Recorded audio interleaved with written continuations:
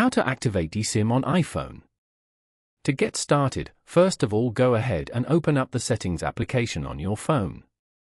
Once you're here, go to Cellular as shown. From here, you can find out how much data you're using, set data restrictions, and manage carrier settings such as eSIM and Wi-Fi calling. Scroll down and tap on Add eSIM above the Cellular Data section. You can set up cellular from here.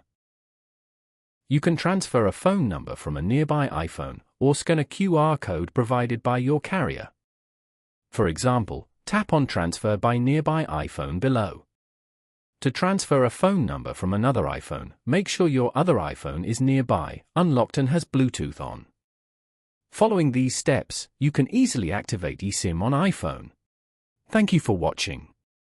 Please leave a like if this tutorial helped you, or leave a comment below if you have any questions related to the video.